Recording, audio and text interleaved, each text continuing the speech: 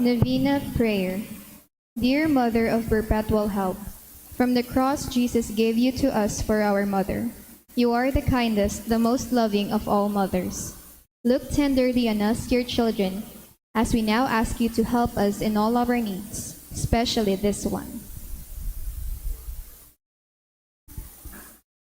While you were on earth, dear Mother, you willingly shared in the sufferings of your Son, strengthened by your faith and confidence in the fatherly love of God.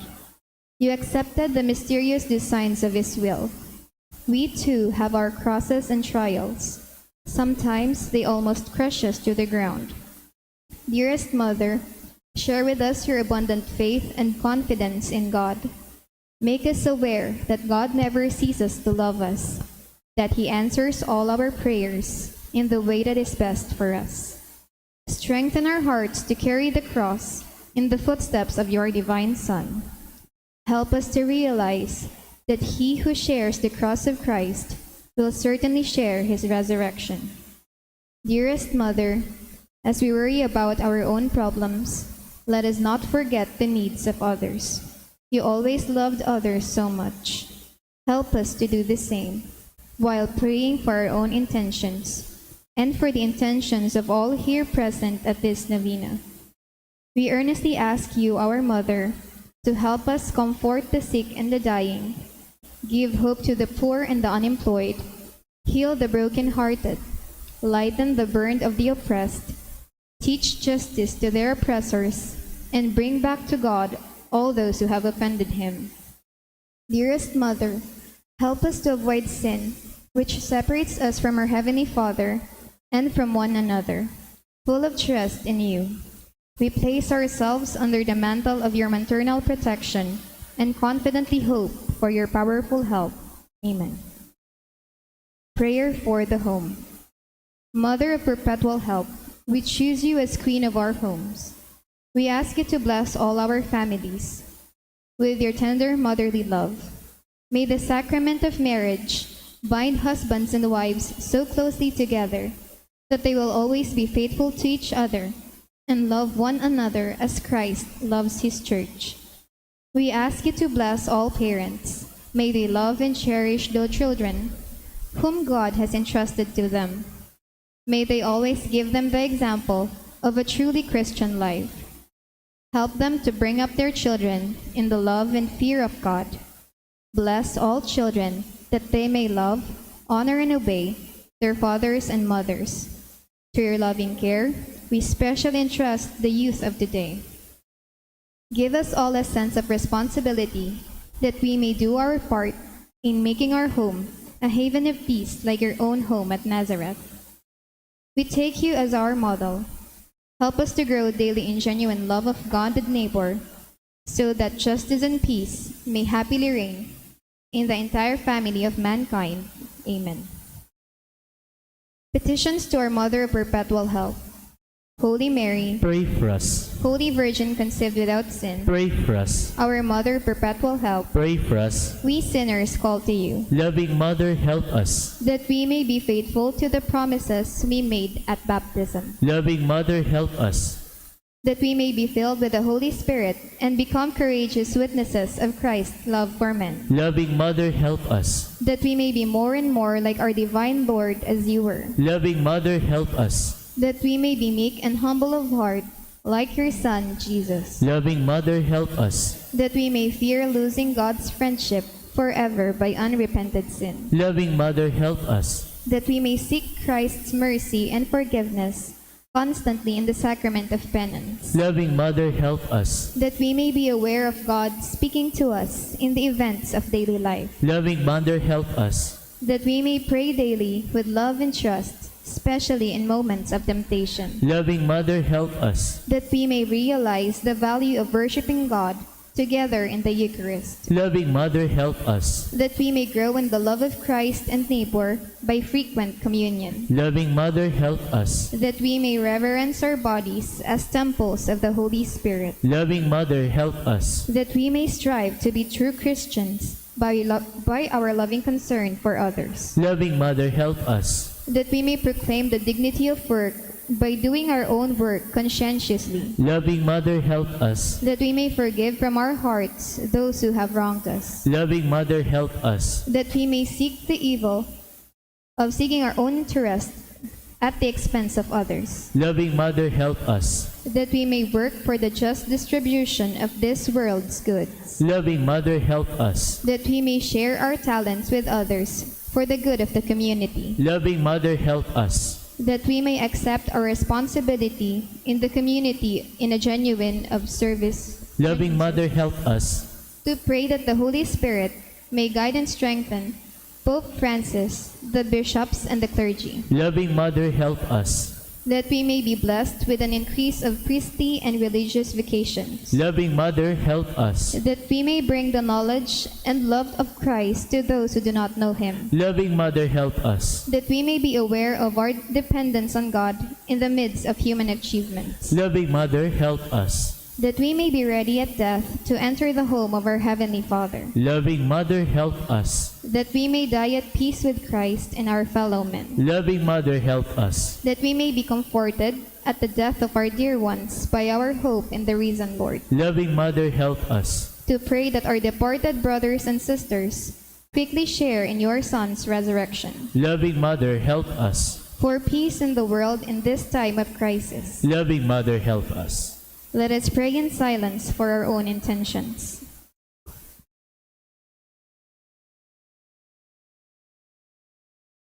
Holy Mary, help us in our needs. Pray for all the people of God. May all experience your perpetual help. Lord, you gave us Mary to be our mother, ever ready to help us. Grant us the grace to have recourse to her in all our needs. Amen. Thanksgiving Prayer. Lord Jesus Christ, truly present in the most blessed Eucharist, we adore you.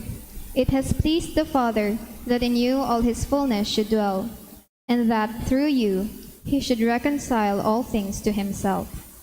Grant us the grace to be truly grateful for all that our Father has done for us. Grant that we may be truly sorry for our sins and do penance for them. Through you, we thank the Eternal Father for the gift of life. He has created all the wonderful things of this world for us. May we learn to use them well, so that through them we may grow in love for Him. Above all, we thank our Father for sending you to us as the greatest expression of His love, to save us and all creation by your death and resurrection. We thank you, Lord, for giving us your own mother, to be our mother of perpetual help. May the countless favors we have received through her intercession, and especially through the Novena, inspire us to greater confidence in God's loving mercy and her perpetual help. Grant that we may always do the holy will of God and persevere in His love. To the most holy Trinity, Father, Son, and Holy Spirit, be honor and glory and thanksgiving forever and ever. Amen. Prayer for the sick. Lord Jesus Christ, you bore our sufferings and carried our sorrows, in order to show us clearly the value of human weakness and patience. Graciously hear our prayers for the sick. Grant that those who are weighed down with pain and other afflictions of illness may realize that they are among the chosen ones, whom you called blessed. Help them to understand that they are united with you in your sufferings for the salvation of the world. Amen.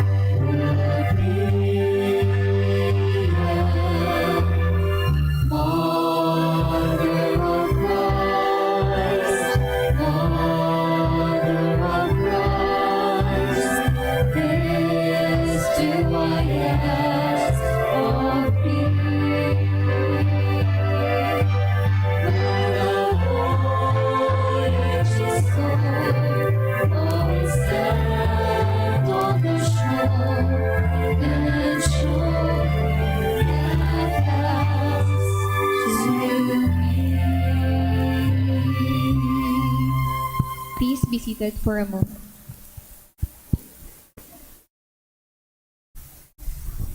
Good afternoon, brothers and sisters in Christ. Today is Wednesday of the 4th week of Lent.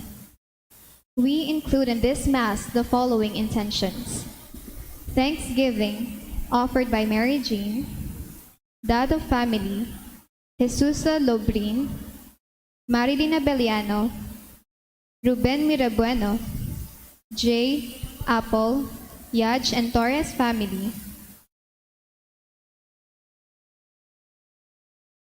birthday of Ivy Jaylin. Special intentions offered by DSA officers and for the fast recovery of Abelardo Apim Sr.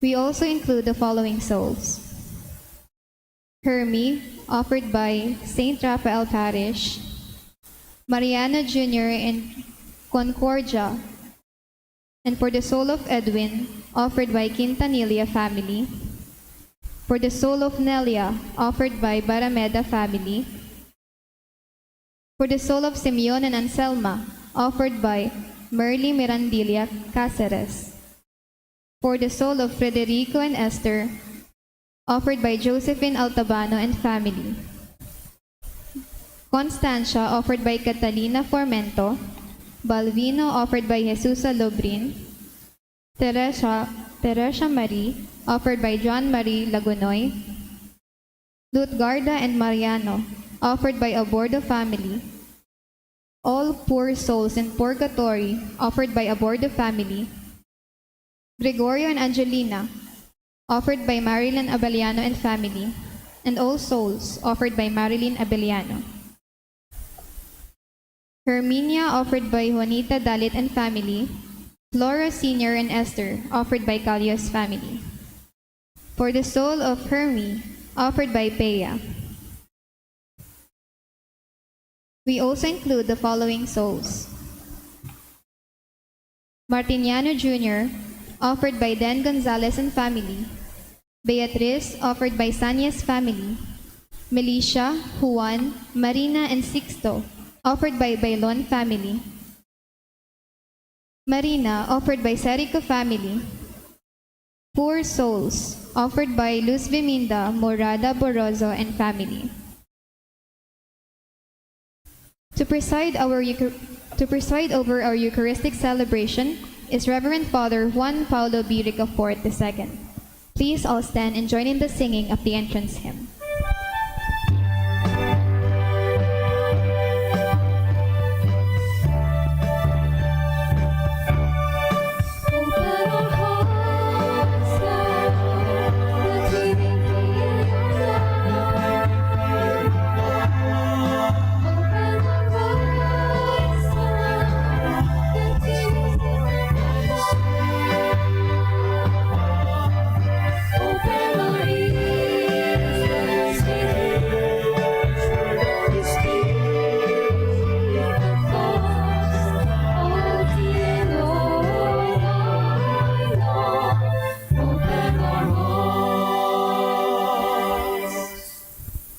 In the name of the Father, and of the Son, and of the Holy Spirit. Amen. The grace of our Lord Jesus Christ, and the love of God, and the communion of the Holy Spirit be with you all. And with your spirit. Brothers and sisters, let us now acknowledge our sins and so prepare ourselves to celebrate the sacred mysteries.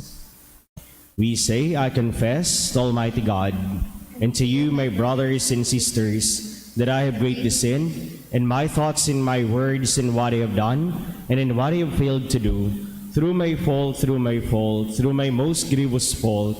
Therefore I ask the Blessed Mary, our Virgin, all the angels and saints, and you, my brothers and sisters, to pray for me to the Lord our God. May Almighty God have mercy on us, forgive us our sins, and bring us to everlasting life. Amen.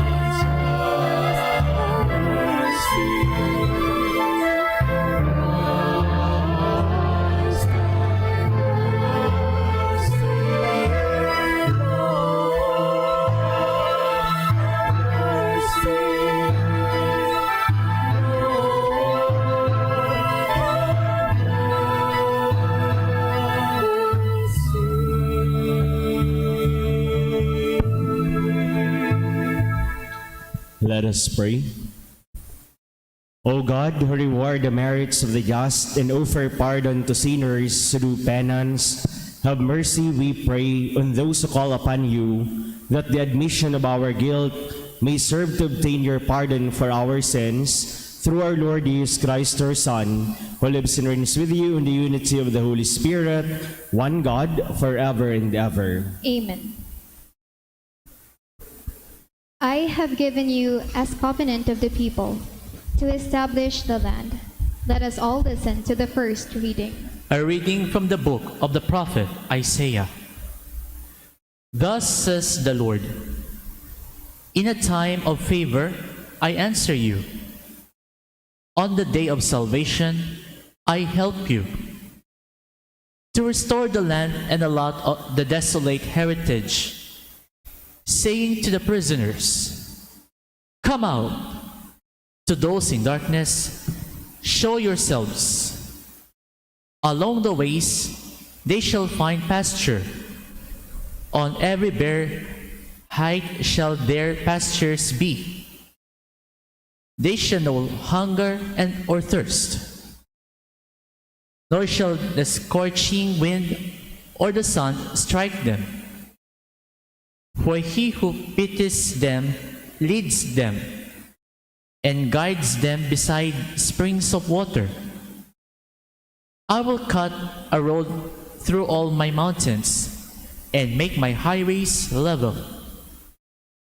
See, some shall come from afar, others from the north and the west, and some from the land of Sinai.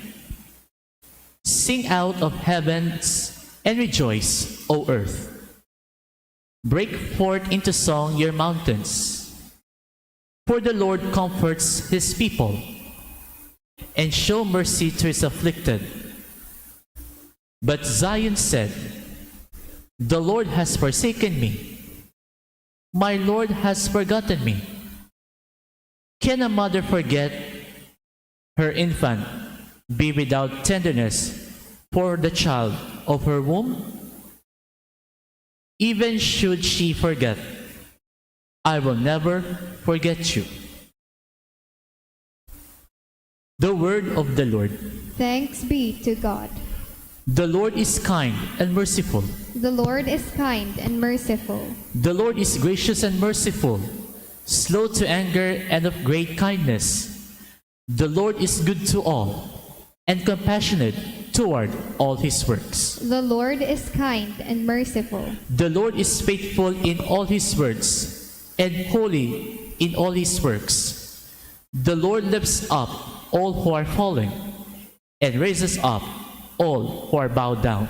The Lord is kind and merciful. The Lord is just in all his ways, and holy in all his works. The Lord is near to all who call upon him, to all who call upon him in truth. The Lord is kind and merciful. Please all stand to honor the gospel.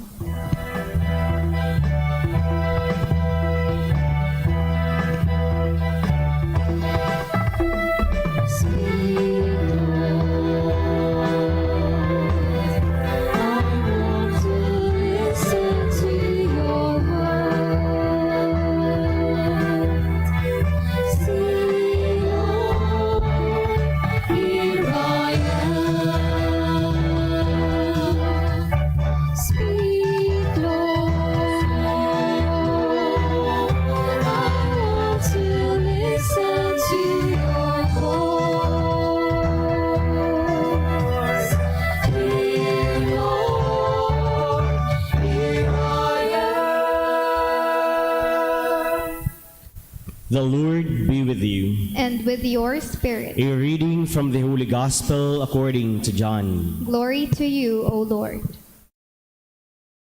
Jesus answered the Jews, my Father is at work until now, so I am at work. For this reason, they tried all the more to kill him, because he not only broke the Sabbath, but he also called God his own Father, making himself equal to God. Jesus answered and said to them, Amen, amen, I say to you, The Son cannot do anything on his own, but only what he sees the Father doing. For what he does, the Son will do also.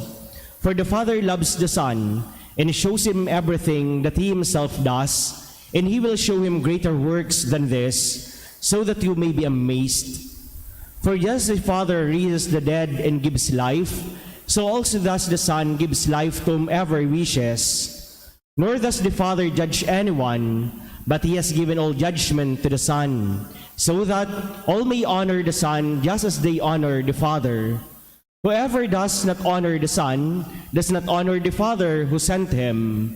Amen, amen, I say to you, whoever hears my word and believes in the one who sent me has eternal life, and he will not come to condemnation, but has passed from death to life. Amen, amen, I say to you, the hour is coming, it is now here, when the dead will hear the voice of the Son of God, and those who hear will live. For just as the Father has life in himself, so also he gave to the Son the possession of life in himself, and he gave him power to exercise judgment, because he is the Son of Man. Do not be amazed by this, because the hour is coming in which all who are in the tombs will hear his voice and will come out, those who have done good deeds to the resurrection of the life, but those who have done wicked deeds to the resurrection of condemnation. I cannot do anything on my own. I judge as I hear, and my judgment is just, because I do not seek my own will, but the will of the one who sent me. The Gospel of the Lord. Praise to you, Lord Jesus Christ. Sisters and brothers in faith, good afternoon. Let me begin my sharing with you by quoting the first line of the Gospel passage that we heard today. Jesus answered the Jews, "My Father is at work until now, so I am at work." For this reason, they tried all the more to kill him, because he not only broke the Sabbath, but he also called God his own Father, making himself equal to God. At the first glance of this pericope, my dear friends, we can only focus on the disposition or the reaction of the Jewish people towards Jesus.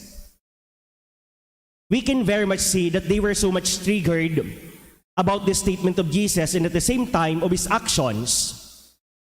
And they were not simply triggered because he violated the Sabbath law or the rules on the Sabbath, or he has done things that are contrary to their custom or to their tradition, but above all, they were so triggered because of Jesus' statement that his Father is at work until now, and so he is, because he is the Son of the Father. Iyon ang mga tugang sa issue kay ng mga Hudiyo kay Kristo. Pero tolerable sa inda na okay lang na si Kristo nag-violate ng Sabbath law. Tolerable sa inda na pag minsan pagkukontra sinda ni Kristo sa nagkapin ng magagawa-igawi na sa pagiling ni Kristo, bako naman expression ki piety, pero ekspresyon na kan pansarili ninda na interes sa sin motibasyon, tangani na hilingon sindang marahi kan ibang tao. Pero sa mga Hudiyo, na-trigger because kining statement ni Kristo na siya, aki kan Diyos. Dipisil nindang akuon ito. Pero at the heart or the core of the passage, my dear friends, ani pinapahiling kay na sa tuya, bako uso reaksyon kan mga taong nakapalibot kay Kristo. At the core of this passage, it simply reveals to us the relationship between the Father and the Son, the unity between Jesus and his Father, the communion na igwa si Kristo asinan sa iyang Ama. Kaya kung suy-suyon tangani mga tugang, si Kristo, anapod niya sa Diyos Ama, Aba. Very intimate na pag-apod. Na ito bagang, kung sa tradisyon kan mga Hudiyo, ito bagang sa biological father na pag-apod mo na tatay, daddy, garo araw kayo ng expression ni Jesus duman, Aba. As in, araw kayo ng mga tugang na natura kan relasyon ni Kristo buda sa Ama, mas minapahiling stuya kan kaharuman kan sa indang relasyon. Kaya if we will try to follow the succeeding passages from the Gospel today, we can see this unity, this communion between Jesus and His Father. Ining hararom na relasyon mga tugang na nagpapahiling na si Kristo mananggad tunay na aki kan Diyos. Asin digdita man mahiling kung ano ang role ni Kristo, asin kung sisay siya.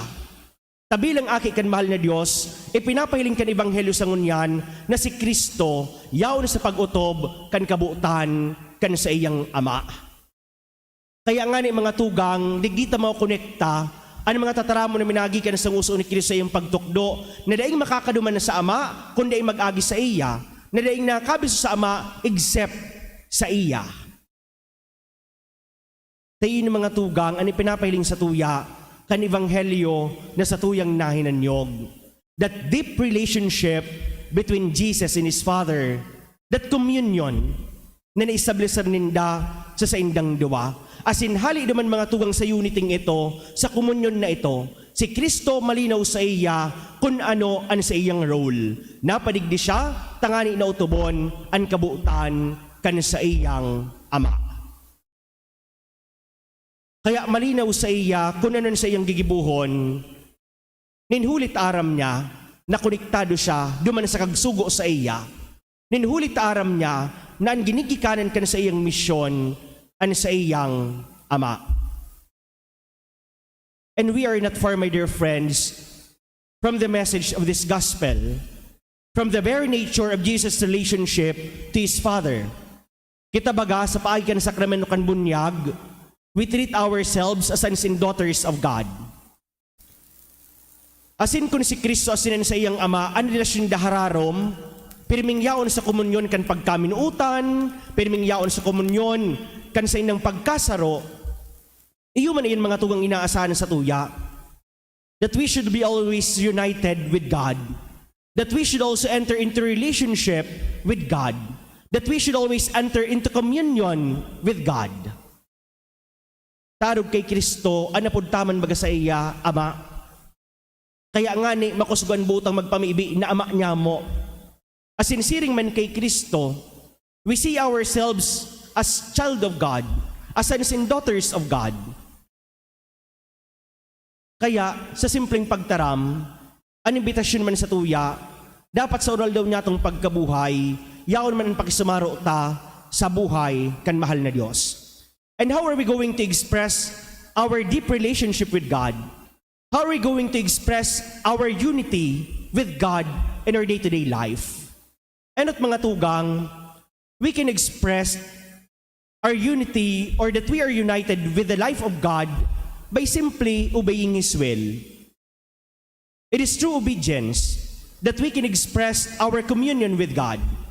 Arog kan ginibo ni Kristo, saro siya sa Ama, ninhulita siya mautob kan kabuutan kan sa iyang Ama.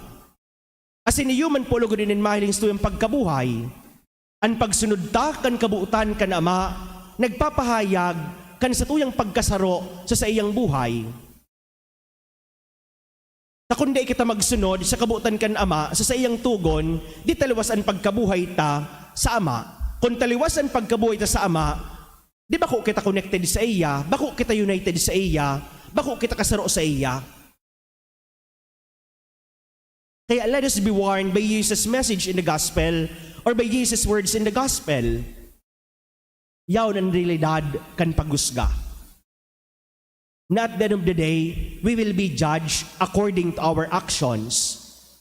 Kaya, kung muyata na kita kasaro sa Ama, asin kung muyata na mag-aw kan buhay din kasagkoran, di anon inot ang gigibuhon, ang pagsunod sa iyang kabutan, tayaon sa pagsunod-sunudan, ang tunay na komunyon. Garuman sa na po bagay na sa buhay kan mag-agom, ang mag-agom na totoo magpasunod-sunudan, trangkilo ang harong. Sa relasyon kan magurang budaaki, kung ang aki tatao magsunod, kan tugon kan magurang, di trangkilo ang pagkabuhay sa laog kan harong. Aram tanan aking masunod-sunod sa magurang, naging successful. Ang aki na nagdadangog as naginan sa tugon kan magurang, aram niya to na napapakarian buhay. And that is also true with our relationship with God. If we are obedient to His will, if we are obedient to His commandments, and if we apply in our day-to-day life His precepts, then we are not far from the life that is being desired to us by our loving God. The life that is eternal, the life that is in communion with Him in His kingdom.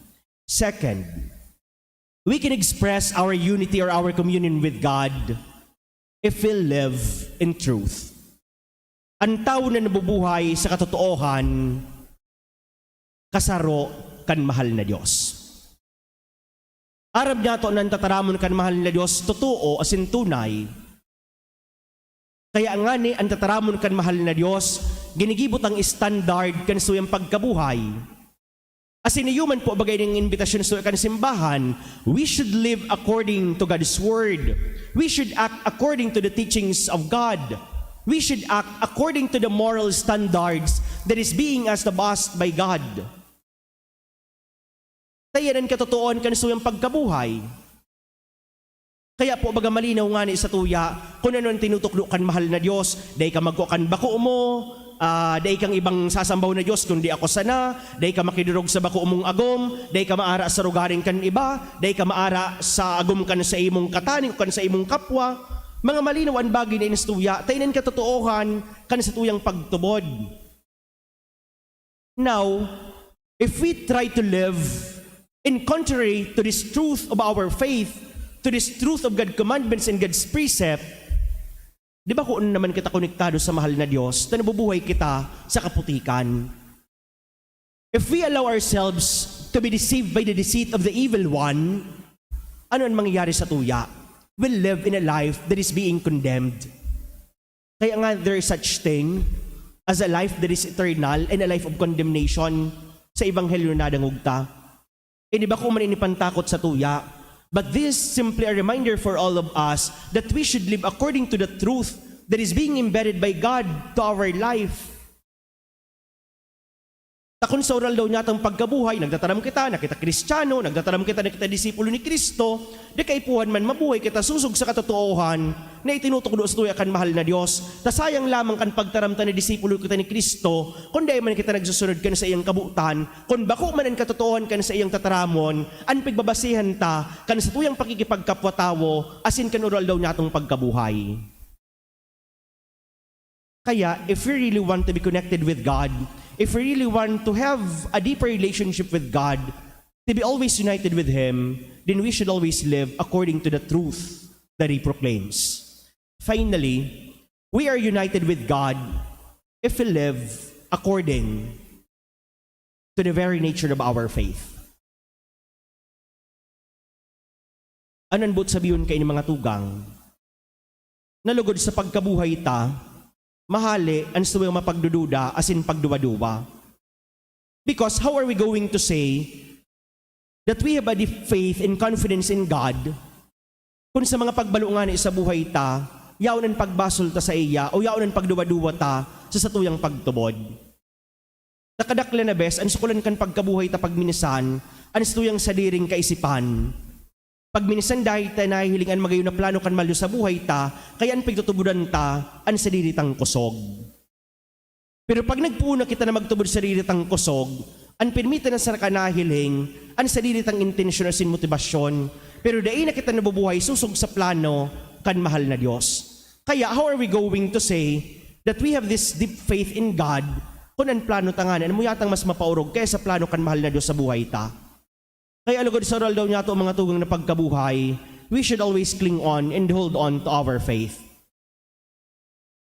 Kung nahiling tan sa dirita, na mapatalubo kita kan pagtubod sa mahal na Diyos, di yan sa nang pangaptanan ta, di init kita magtiwala sa kung ano pa man na bagay na aram tang madara sa tuya, sa pagdududa sin pagduwa-duwa. An pangaptanan tang bagay, an tuyang pagtubod sa mahal na Diyos, takun an mahal na Diyos kaputa, di man kita masasala, asin di man kita mawara sa buhay. Kaya, let us always be connected with our God because being united with Him is no other than putting ourselves to His very will. And putting ourselves to His very will is no other than living the life that is being desired of God to all of us. Asin ang buhay na iyan, di man na iba, kundi ang buhay kasaro niya, duman sa buhay na daing kasagkoran sa iyang kahadaan. Amen. We now stand and raise to God our prayers and supplication.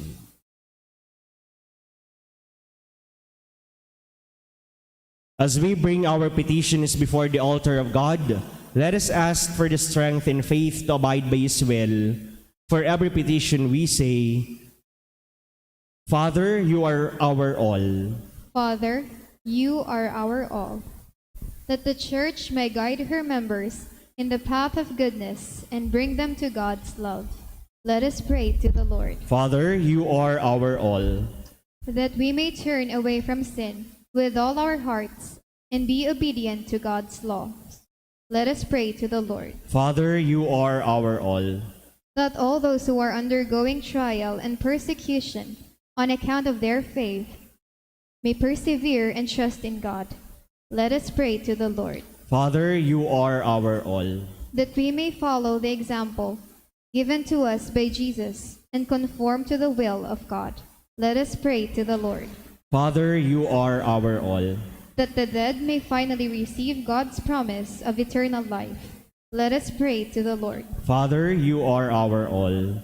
Heavenly Father, help us to align ourselves with your will, so that we may live in the manner you desire. We ask this through Christ our Lord. Amen.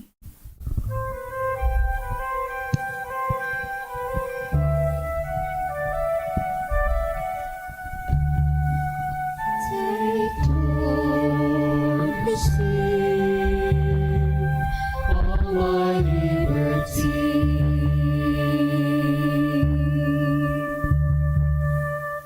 My memory, understanding, my entire will. Give me only your love and your grace. That's enough for me. Your love and your grace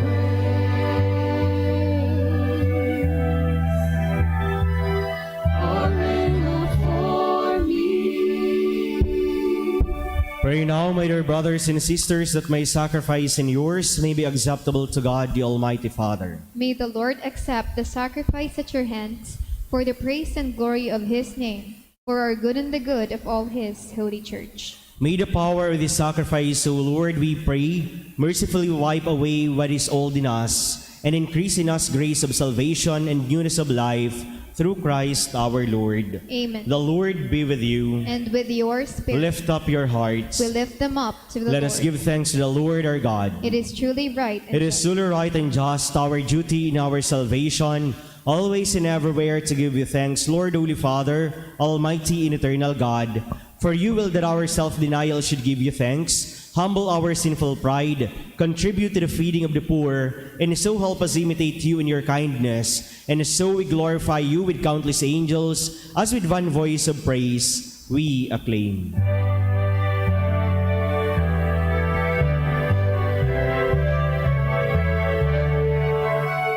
Holy, holy, holy, Lord God of hosts. Heaven and earth are full of your glory. Hosanna in the highest. Hosanna in the highest. Blessed is he who comes in the name of the Lord. Hosanna in the highest. Hosanna in the highest. Hosanna in the highest. Hosanna in the highest. You are indeed holy, O Lord, the fount of all holiness. Make holy therefore these gifts, we pray, by sending down your Spirit upon them like the dewfall, so that they may become for us the body and blood of our Lord Jesus Christ. At the time he was betrayed and entered willingly into his passion, he took bread and giving thanks, broke it, and gave it to his disciples, saying, Take these, all of you, and eat of it, for it is my body, which will be given up for you.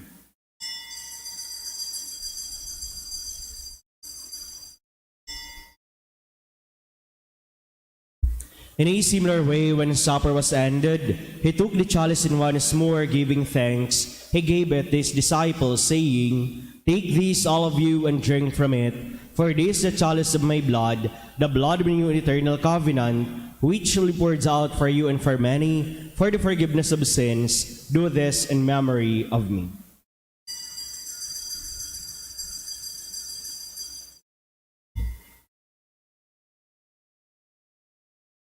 The mystery of faith.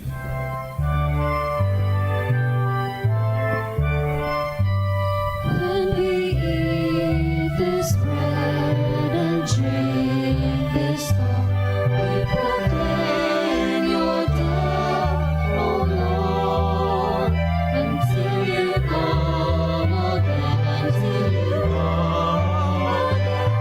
We proclaim your death, O Lord. Therefore, as we celebrate the memorial of his death and resurrection, we offer you, Lord, the bread of life and the chalice of salvation, giving thanks to you about us worthy to be in your presence and minister to you. Humbly we pray that partaking of the body and blood of Christ, we may be gathered into one by the Holy Spirit. Remember, Lord, your church spread throughout the world, and bring her to the fullness of charity, together with Francis, our Pope, Joel, our Bishop, and all the clergy. Remember also our brothers and sisters who have fallen asleep in the hope of the resurrection, and all who have died in your mercy. Welcome them into the light of your face. Have mercy on us all, we pray, that with the Blessed Virgin Mary, Mother of God, with the blessed apostles, and all the saints who have pleased you throughout the ages, we may merit to be co-heirs to eternal life, and may praise and glorify you through your Son, Jesus Christ. Through him and with him and in him, O God Almighty Father, in the unity of the Holy Spirit, all glory and honor is yours forever and ever.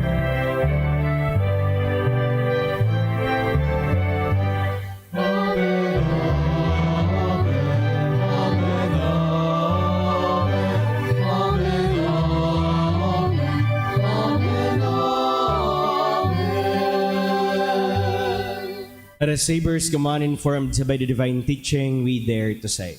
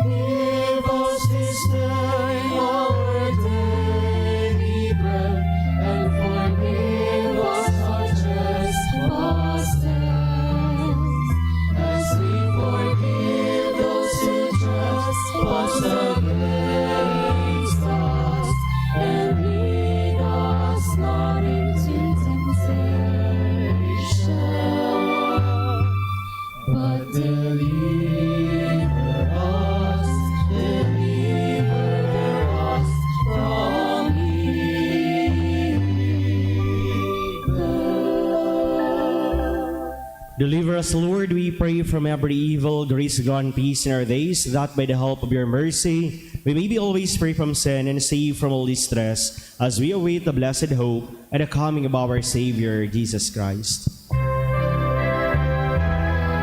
the kingdom, the power, and the glory are yours now and forever.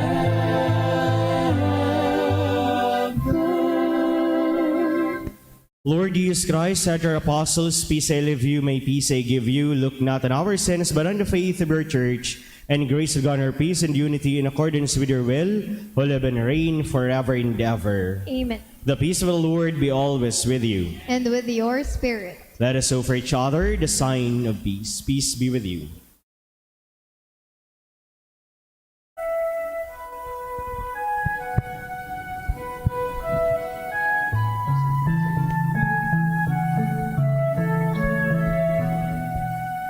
Lamb of God, you take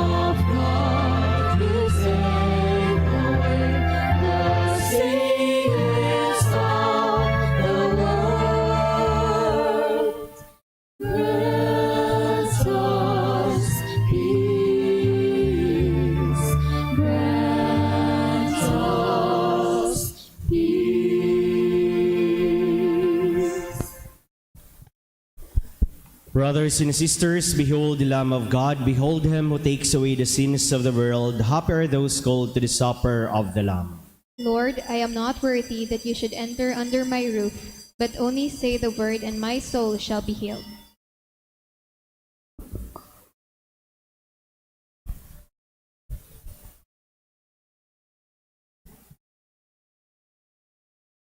Spiritual Communion Prayer. As I cannot this day enjoy the happiness of assisting at the holy mysteries, O my God, I transport myself in spirit at the foot of your altar.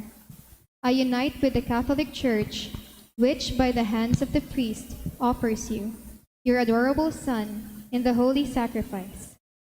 I offer myself with him, by him, and in his name. Apply to my soul, I beseech you, merciful Jesus, your infinite merits. Apply them also to those for whom I particularly wish to pray.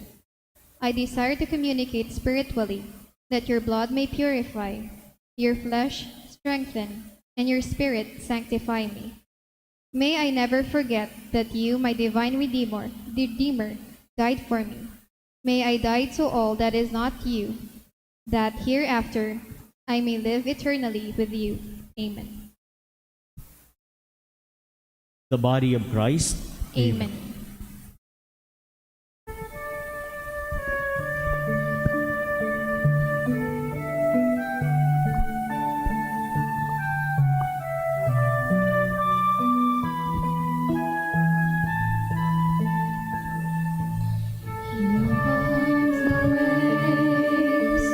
And still the waters, the raging storm obeys your voice.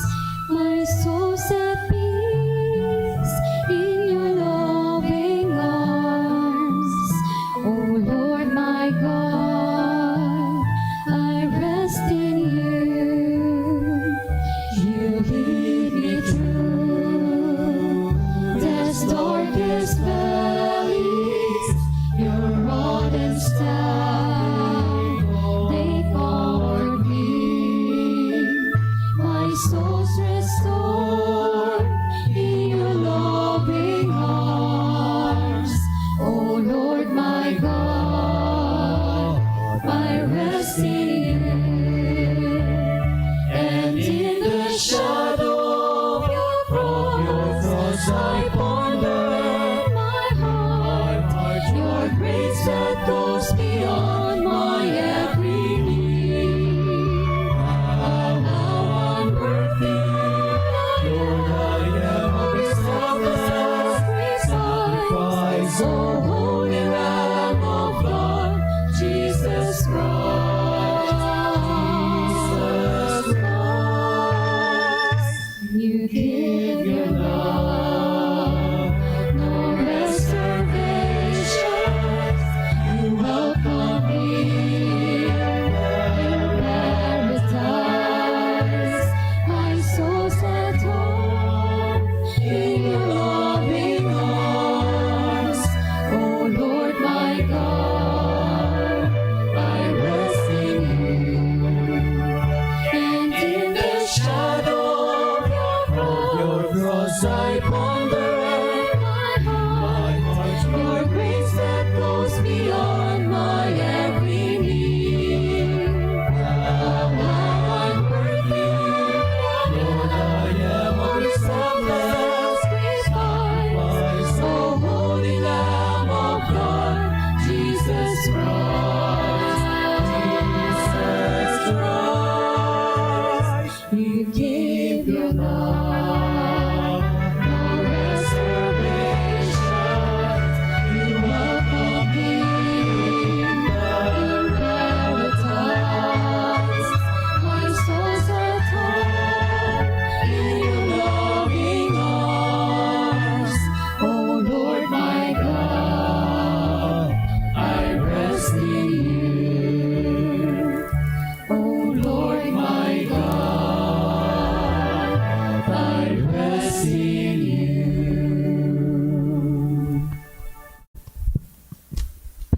Let us pray.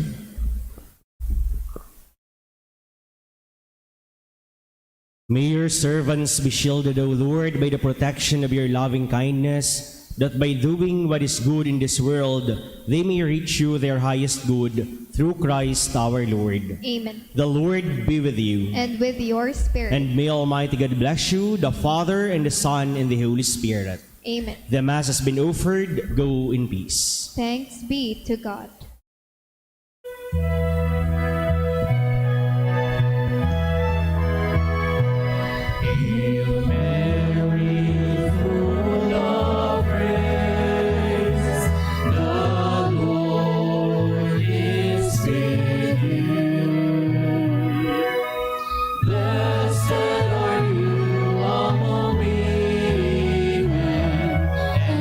Blessed is the